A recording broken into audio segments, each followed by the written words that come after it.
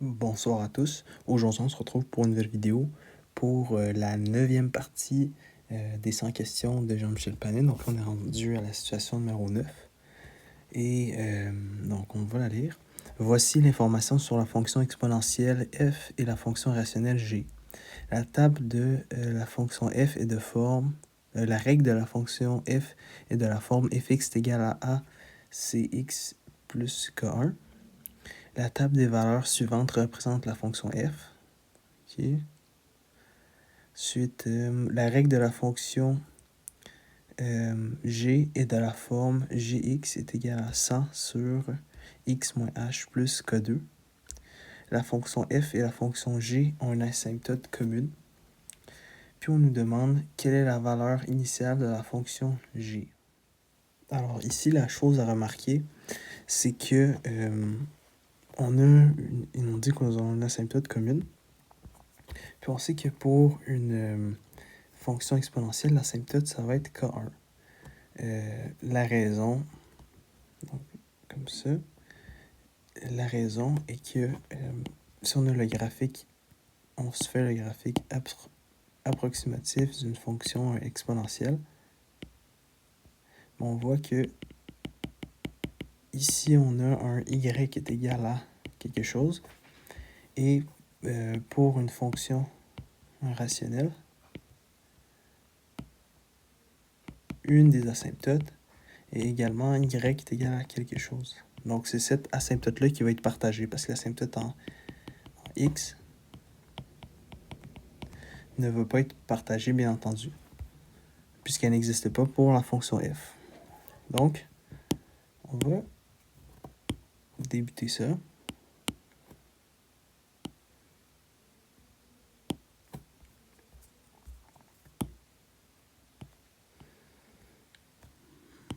Ça, puis on a les points. On a les points suivants. 3, 84. 6, 2190 et 8, 19, 86. Donc là, on va faire quelque chose de spécial quand même. On va faire 3 équations, 3 inconnues. Donc 3, 84.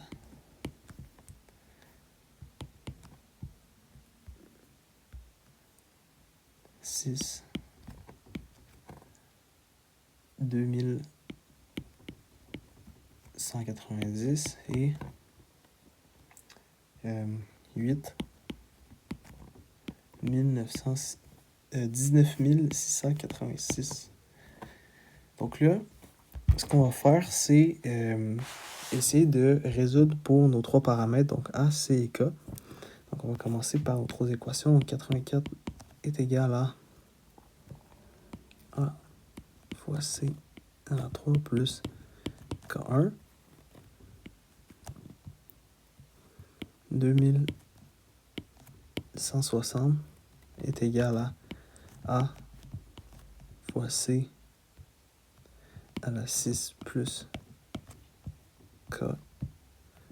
Donc c'est ça, on n'est pas obligé de mettre K1, on sait que ça, le K va être pareil pour les deux. Puis 19, 6, 8, 6 est égal à A fois C à la 8 plus K. Ok. Première chose, on va... ici, on va isoler K.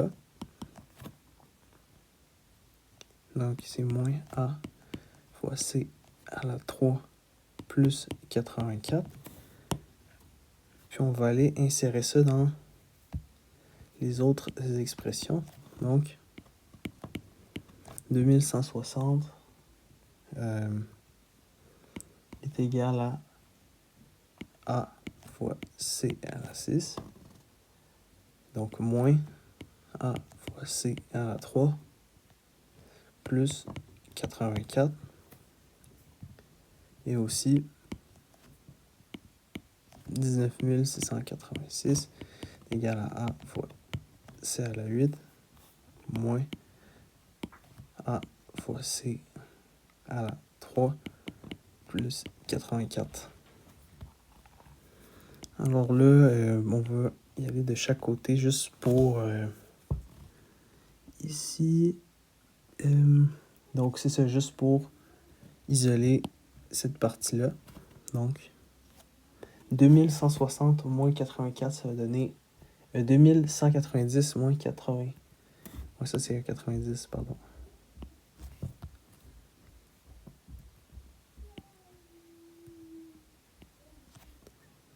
Comme ça.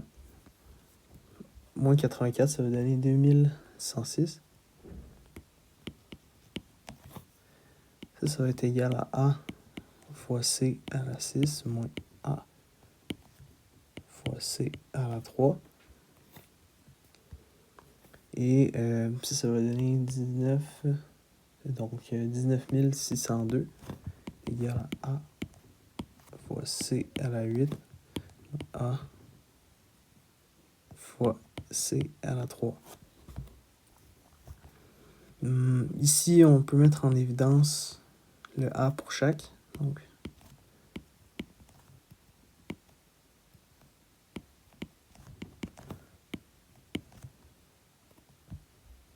C à la 6 moins C à la 3. Et 19602 est égal à A. C'est comme si les choses n'arrêtent pas de s'effacer tout seul. C à la 3. OK. Rendu là, on peut prendre chacune des équations puis les diviser entre elles. Donc, 19602 sur 2106 est égal à C à la 8 moins C à la 3 à C 5 moins C à la 3. Voyons. Et A et A, ça part. Et là, ce qu'on a ici, ça va être 121 sur 13 est égal à...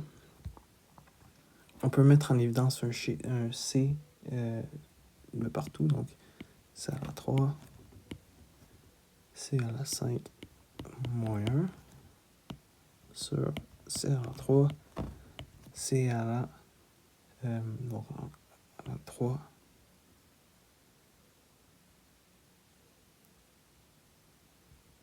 moins 1.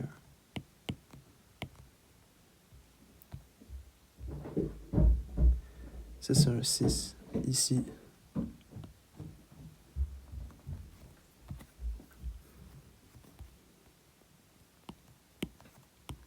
Donc, on va d'abord, on a ça ici. On a ça ici comme ça. Moins 1. Puis, avant de continuer, on va essayer de factoriser un C moins 1 en haut et en bas. Donc, on va voir comment ça va se faire, si vous n'êtes pas familier avec ça. Donc, on va commencer par le terme au numérateur. Donc, C à la 5 moins 1. Est-ce que ça, c'est la même chose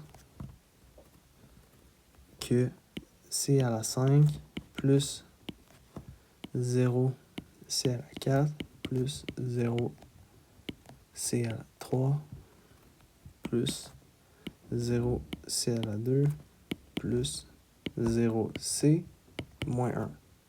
Ben, la réponse est oui, c'est la même chose. Donc, on va utiliser ce fait-là à notre avantage pour essayer de prendre un C moins 1. Donc, ça va donner C à la 4. Donc, C à la 5 moins C à la 4. Ça va être C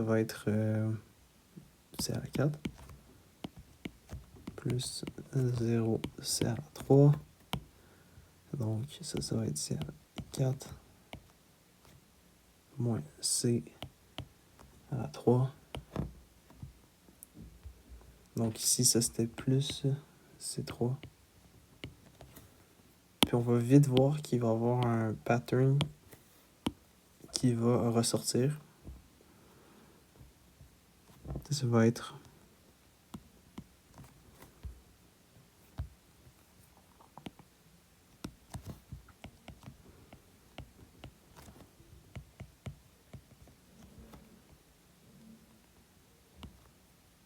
C à la 3 plus moins C à la 2. Donc C à la 2 plus 0C plus C.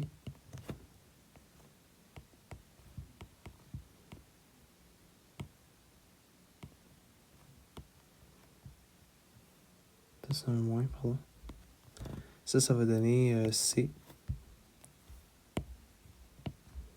moins 1. Donc, ça va donner plus 1. Donc, on a réussi à factoriser ici un C à la 1, un C moins 1.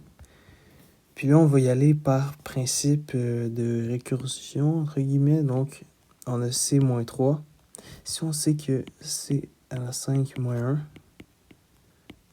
1, ça a donné C à la 4 plus C à la 3 plus C à la 2 plus C. Voilà. C à la 2 plus C plus 1. Ben là, on pourrait penser que C à la 3, ça donnerait C à la 2 plus C plus 1. Pourquoi? Parce que ici, on a l'exposant qui est n. Puis l'exposant qu'on retrouve ici, c'est n-1. n-1 plus c à n moins 2, etc. jusqu'à c à la 0. Comme ça. Donc ça, c'est le même principe qu'on utilise ici pour ça ici. Donc, 121 est égal à c moins 1, c à la 4 plus c à la 3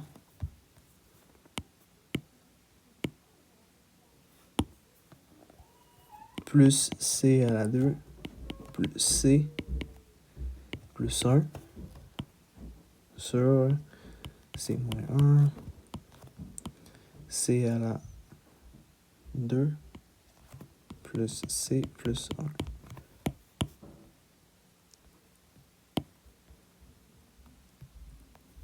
Ça, c'est 13.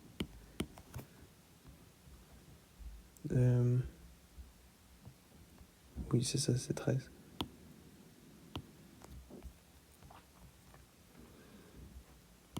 Donc là, on va multiplier en haut et en bas. Donc on va multiplier dénominateur au numérateur et dénominateur au numérateur. Donc 121 C à la 2 plus 121 C plus 121 va être égal à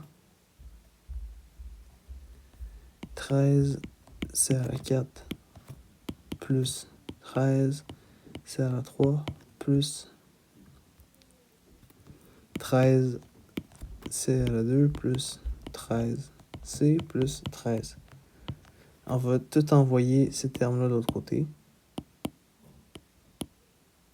Ça, c'est moins, puis ça, moins aussi. Puis ça va nous donner... Ça va nous donner 13 C à la 4 plus 13 C3 plus 13 C2 plus 13 C plus 13. Tout ça, c'est égal à 0.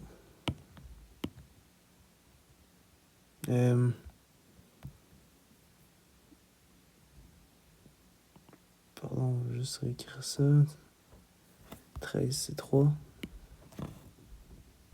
Ça, c'est moins 108. Donc ça, c'est pas bon. Moins 108. C à la 2. Moins 108 C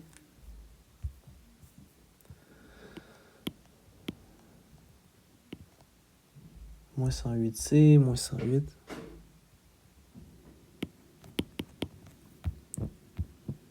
Comme ça. 13, 13, moins 108, moins 108, moins 108.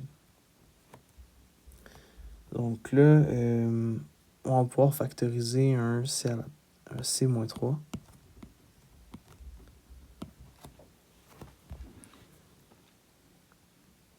Donc,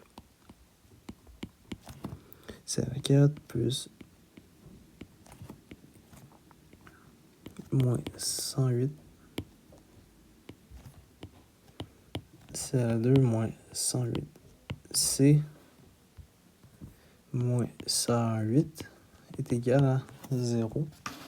Puis, pourquoi ou bien comment on peut factoriser un C à la 3? Donc, on va prendre la constante, qui est moins 108. On va trouver chacun des facteurs. Donc, ça serait 1, 2, 3, 4, 5, 6, 9, 12, 18, 27, 27, 36, 54, 108. Et donc c'est ça qu'on a ici. Puis ben là, je vais vous épargner un petit peu les détails, mais si on utilise le théorème, je l'ai en anglais reminder, ça va nous permettre de trouver qu'on aura un facteur de C-3 et de C-1. Puis, ça c'est multiplié par moins 13 C à la 3, moins 52 C à la 2, moins 48 C, plus, moins 36 est égal à 0. Donc là, on aurait trois solutions. Soit C est égal à 3, C est égal à 1, ou bien C est égal à moins 3.0963. Donc, pour ces deux solutions-là, ça peut être trouvé à la main, mais cette troisième-là ne va pas, on ne va pas pouvoir la trouver à la main, bien sûr. Et donc, c'est ça, on ne peut pas la trouver à la main. Donc, c'est avec du calcul numérique, malheureusement. Puis, d'où le fait que c'est probablement le numéro le plus dur de ces 100 questions-là. Puis, il existe probablement, je me dis qu'il doit exister une méthode autre, au lieu de faire trois équations, trois inconnues, pour résoudre. Puis, dites-moi si, je vais y repenser, mais dites-moi si vous avez une idée en commentaire, parce que c'est la première chose auquel j'ai réfléchi, c'est la méthode trois équations, trois inconnues. Donc, là,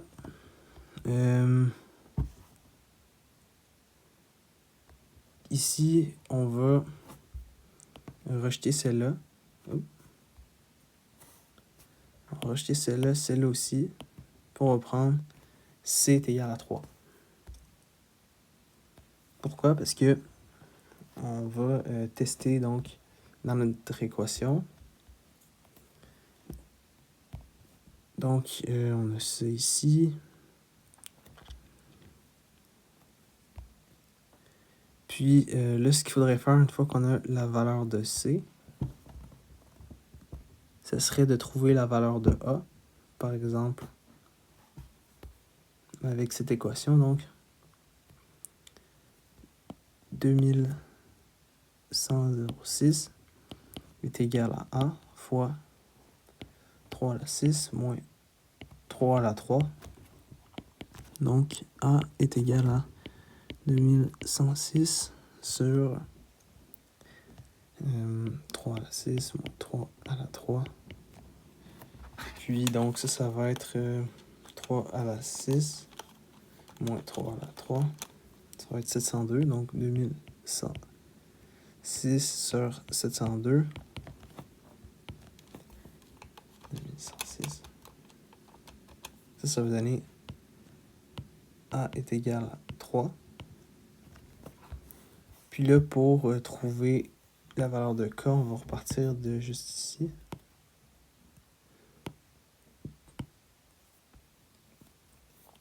Donc, K est égal à moins 3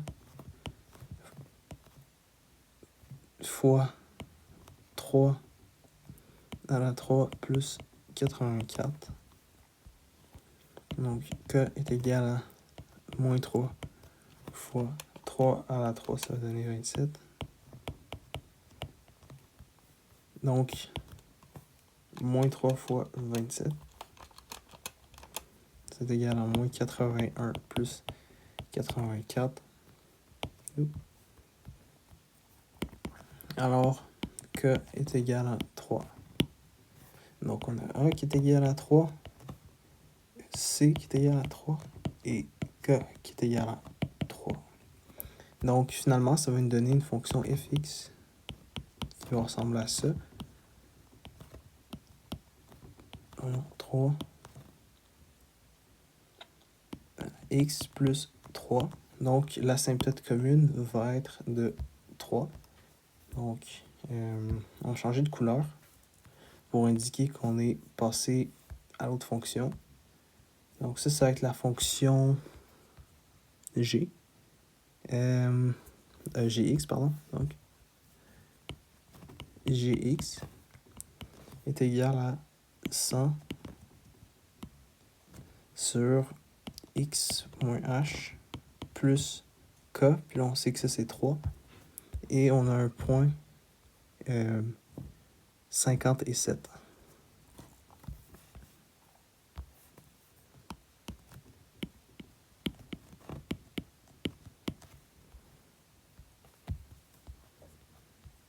Donc, ouais, 50 est égal à 7.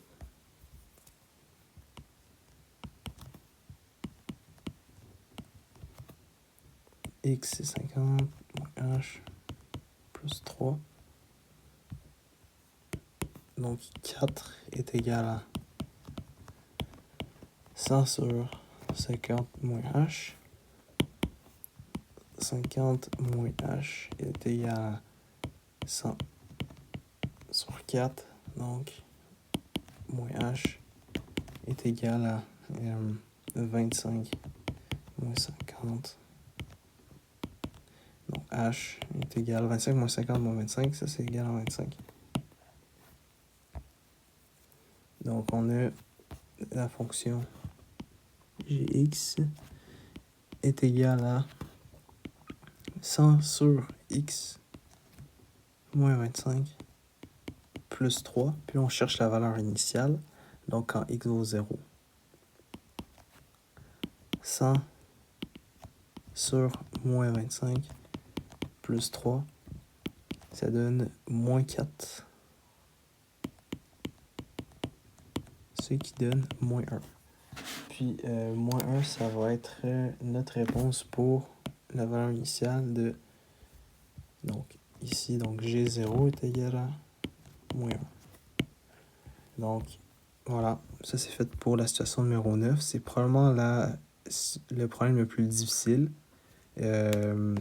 À moins qu'il existe une autre méthode pour résoudre, mais dites-moi encore une fois par commentaire.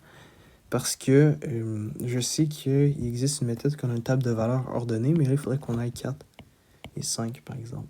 Ben, on n'a pas des points qui se suivent, c'est ça le problème. Peut-être qu'il existe une autre méthode, mais je suis pas au courant, puis je serais curieux de l'apprendre. Donc, dites-moi. Donc, merci à tous de m'avoir écouté. Je vous souhaite une bonne soirée. Et on se retrouve demain pour la question numéro 10 qui va porter sur différents vecteurs. Merci.